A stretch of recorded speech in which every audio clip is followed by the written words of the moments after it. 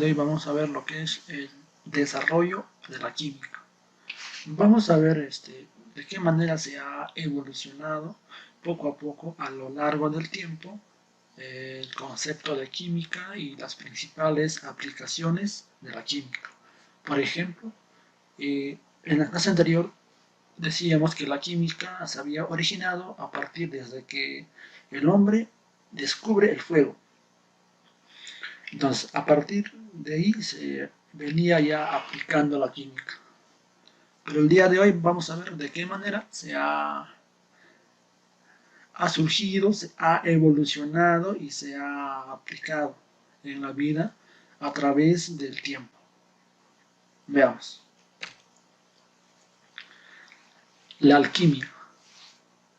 La alquimia es una antigua práctica que se practicaba en Egipto y Mesopotamia.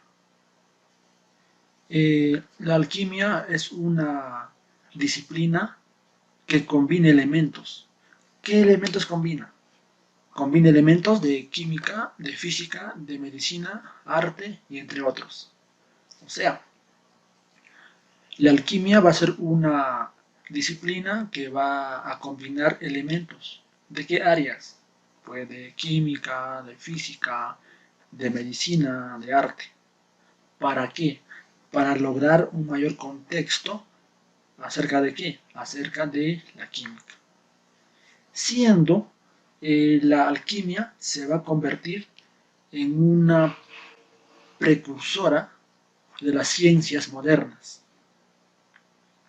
¿Ya? Y debido a ello, muchas sustancias y procesos de la antigua alquimia siguen siendo, hasta hoy en día, aportes importantes, como es el caso del campo de la química y la metalurgia. Cuando hablamos metalurgia es pues, la extracción de metales, conversión de metales en otros más valiosos, ¿no es cierto? En materiales de utilidad. Por eso, la alquimia era una disciplina filosófica que se practicaba en ¿dónde? En Egipto y Mesopotamia. ¿Qué hacía? Combinaba elementos de qué? De química, física, medicina, arte, etc. ¿Para qué? Para dar aportes que hasta hoy en día son importantes. Por ejemplo, fundamentos de qué? De química y metalurgia. Entonces ellos se van a encargar de combinar las áreas para dar grandes aportes hacia la humanidad.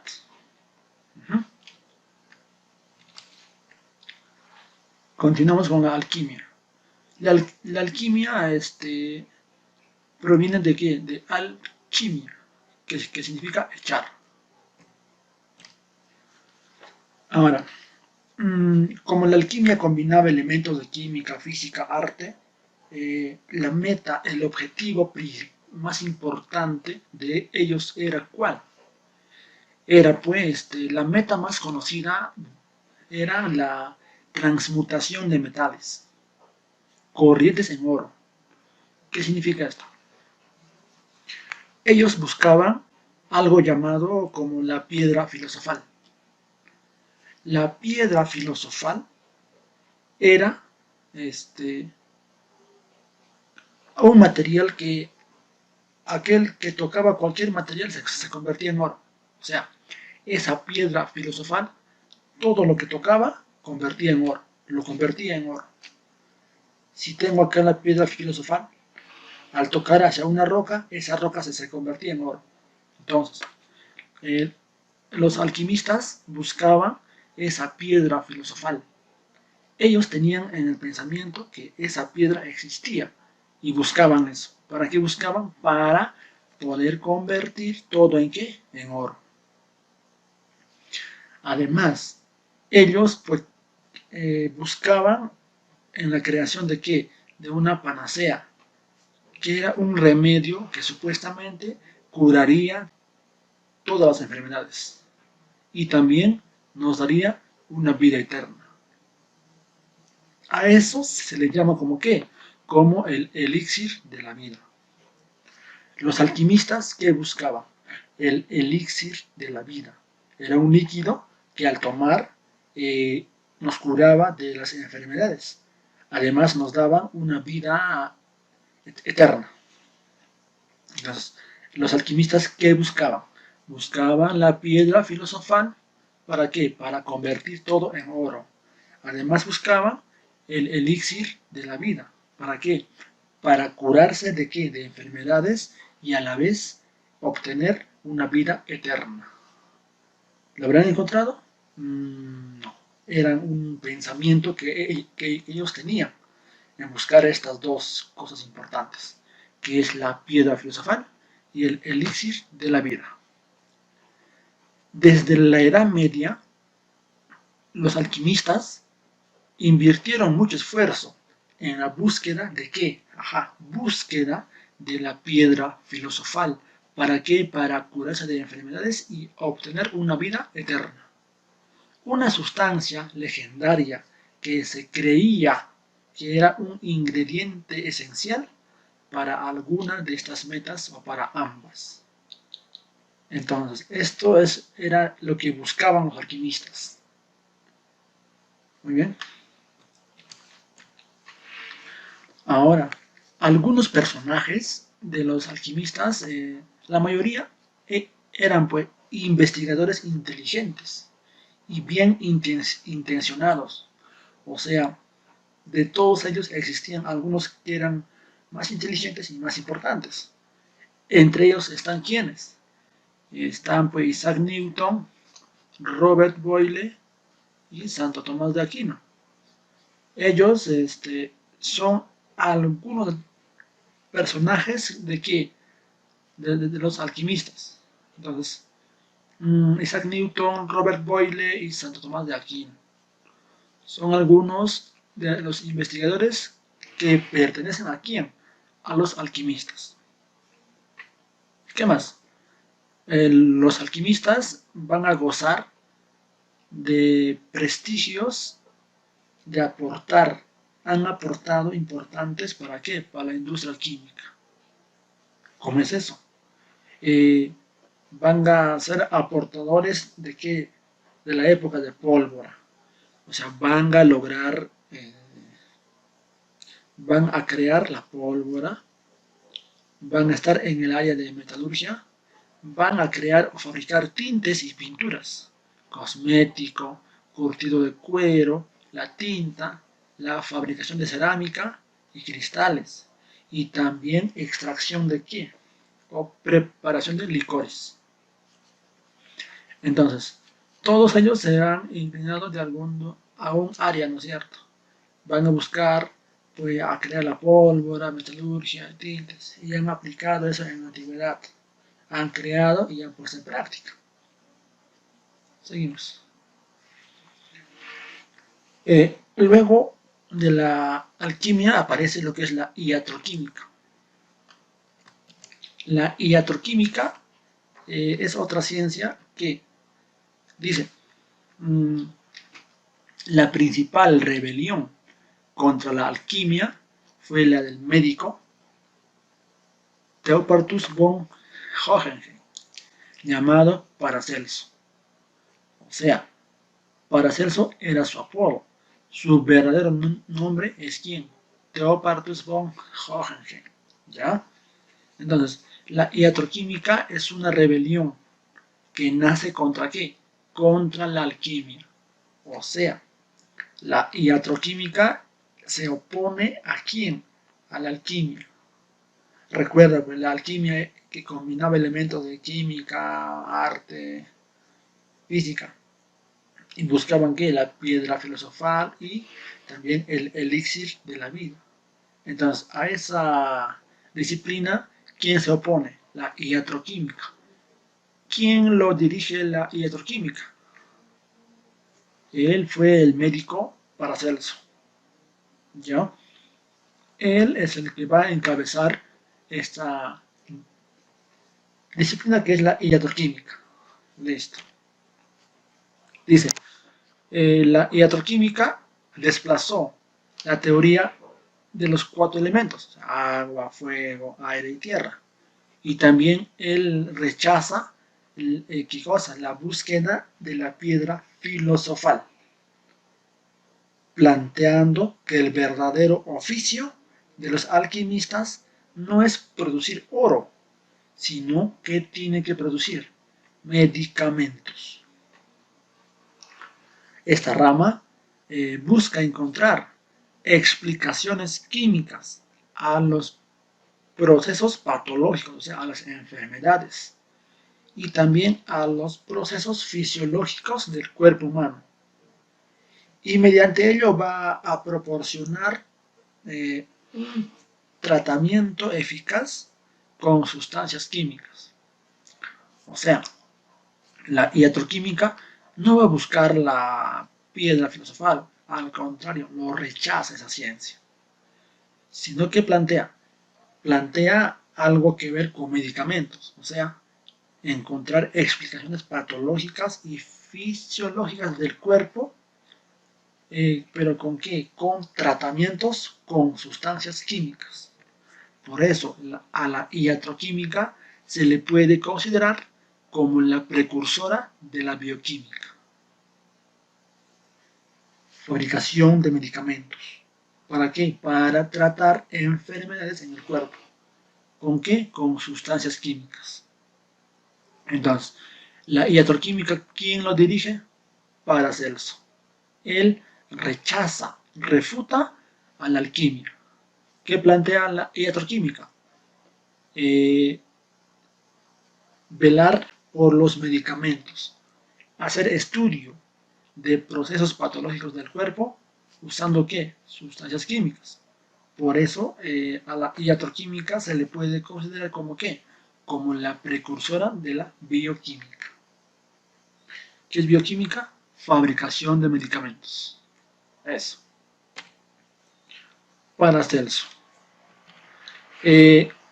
Con respecto a Paracelso, hay que ver algo importante. Su principal libro de Paracelso fue ¿cuál? La Gran Cirugía. En este libro él contribuye en el campo de la medicina, ya basándose hacia una inclinación científica. Ahora, los principales seguidores de Paracelso van a ser quienes: Andries Libavius, Johann Baptist van Helmont, ¿ya? Ellos dos van a ser los principales seguidores de quién, de Paracelso. Recuerda que Paracelso va a ser el precursor de qué, de la iatroquímica, una ciencia que va a estudiar la bioquímica, medicamentos. Entonces los que le van a seguir van a ser quiénes, Andrés Libavius y Van Helmont. ¿Qué más? Allá, eso. Ahora, después de la iatroquímica sale otra disciplina, otra teoría, que es la teoría del flogisto. ¿Qué plantea? Veamos. Lo que se plantea en el flogisto es lo siguiente. Dice, a la teoría del flogisto se considera como la primera gran teoría de la química moderna. O sea, la teoría del flogisto se le considera como que, como la primera gran teoría de la química moderna. Ahora, según las antiguas concepciones griegas, flogisto viene o se deriva a partir de qué? De flogistos. Todo lo que puede arder contiene dentro, es decir, el elemento fuego, que se libera bajo condiciones apropiadas. O sea, dice, hay que llamar a flogisto como qué, como un elemento que tiene fuego en su interior y se va a liberar bajo qué condiciones apropiadas. Continuamos. Por tanto,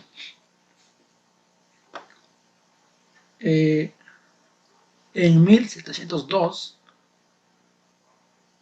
George Ernest desarrolla la teoría del flogisto. Recuerda que la teoría del flogisto se va a considerar como ¿qué? Como la primera gran teoría de la química moderna. ¿Por qué nace esta teoría? Va a nacer con el objetivo de explicar la combustión. Ya. Como esta teoría nace con el objetivo de explicar la combustión, flogisto va a significar arder o principio inflamable de combustión. Entonces, ¿qué significa el flogisto? Arder o combustión. Arder. Dice, era una sustancia imponderable, misteriosa, que formaba parte de los cuerpos combustibles, o sea que puede arder. ¿Qué más? Dice, la combustión suponía la pérdida del mismo en el aire. Entonces, dice, todo material arde. Entonces, ¿qué tiene? Flogisto. Cuando un material va a arder, va a combustionarse, ¿qué tiene? Tiene flogisto. Pero lo que queda de la combustión, o sea, la ceniza, ya no tiene flogisto. Por tanto, no podía seguir ardiendo. Por ejemplo, si tengo un cuerpo combustible, por ejemplo la leña, al yo incendiar la leña, ¿qué obtengo? Fuego y ¿qué más? Ceniza. O sea, si tengo el cuerpo combustible que es la leña, esa leña va a arder, que va a tener flogisto. Pero una vez que acabe de arder, ¿qué va a quedar? Ceniza. Por tanto, dice, la ceniza ya no puede seguir ardiendo. ¿Por qué? Porque ya no tiene flogisto. Eso plantea, ¿no? Entonces, ellos tenían ese pensamiento. Por tanto, el flogisto, ¿qué significa? Arder. Todo cuerpo combustible que puede arder va a tener flogisto, que es la llama o arder. ¿Y qué va a quedar? La ceniza o llamado cal. Tiene eso. Vamos. Ahora, ¿cuándo cae la teoría del flogisto? Dice, las reacciones de calcinación de los metales interpretaban esta teoría del siguiente modo. El metal, al calentarse, perdía flogisto y se transformaba en cal. Tenían ese pensamiento. Pero es justamente aquí donde falla la teoría del flogisto. ¿Cómo la cal puede ser más pesada que el metal primario, pese a que ha perdido flogisto? O sea, dice, no, el metal al calentarse perdía flogisto, o sea, va a combustionarse. ¿Y se convertía en qué? En cal, en ceniza, un metal. Pero ¿cómo un metal se va a convertir en ceniza? Ahí donde la teoría falla. Entonces, ¿quién demuestra que esa teoría no existe? Lavoisier. Lavoisier es quien demostró la inexistencia del flogisto, poniendo fin a la teoría del flogisto, dando paso a la química moderna. O sea, Lavoisier refuta, rechaza a la teoría del flogisto y da origen a qué? A la teoría de la química moderna. Eso. Vamos a ver. Ahora algunos ejercicios. Veamos. La palabra alquimia se divide en dos partes. Recuerda. Uno al y el término, ¿quién venía acá? Chimi, chomia, quimia, chimia, gemia. Recordando, la alquimia era una disciplina que combinaba elementos, física, química, arte, etc. ¿Para qué? para buscar la piedra filosofal y también el elixir de la vida. Entonces, la alquimia tenía dos términos, que era al y el otro era quimia. ¿Cierto? Listo. Ahora, indicar lo incorrecto respecto a la iatroquímica. Lo incorrecto. Recuerda, la iatroquímica era una disciplina que se oponía a quién? Se oponía a la alquimia. La iatroquímica busca la medicina, estudia a la bioquímica. Entonces, él rechaza a la alquimia. Vamos a ver. A ver, la iatroquímica, llamada también como la química medicinal, como es la bioquímica, se puede decir que es la química medicinal. ¿Por qué? Porque efectivamente va a fabricar medicamentos. Ahora, esta es la B. Su máximo precursor fue Paracelso. Claro, él es el representante de ¿qué? De la iatroquímica. A ver, la C. Propuso que la finalidad de la química no es producir oro, más bien medicamentos. Obviamente que sí. El objetivo principal era ¿qué? Fabricar medicamentos. Además, la iatroquímica se basa en el descubrimiento de ¿qué? De la piedra filosofal, el elixir de la vida. A ver, la iatroquímica no busca la piedra filosofal. El que busca a ellos, ¿quién es? La alquimia. Ya. Los discípulos de Paracelso fueron Andrés Libavius y Van Helmont. Verdadero. Por tanto, lo incorrecto, ¿cuál es? La D. Ellos no buscaban la piedra filosofal, tampoco el elixir de la vida. Seguimos. Siguiente. El nombre de Paracelso era, a ver, Paracelso es el precursor importante de ¿qué? De la iatroquímica. Entonces, el nombre verdadero de Paracelso era ¿quién? Antonio Lavoisier, San Alberto Magno, Roger Bacon, Santo Tomás de Aquino o Theopatus von Hohenheim. Efectivamente, el nombre de Paracelso es ¿quién? Theopatus von Hohenheim. Listo. Ahora, la palabra flogisto deriva de la palabra griega. ¿Qué significa la palabra flogisto? ¿Qué hemos dicho? Se deriva de flogistos. ¿Y qué significaba la palabra flogisto? División, quemar, calcinar, apagar o arder.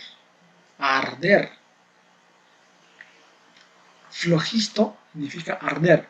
Un cuerpo combustible va a tener flogisto, va a tener arde, va a tener llama. Y lo que sobra es ceniza o cal. Plantea eso. Ahora, completar el esquema del flogisto.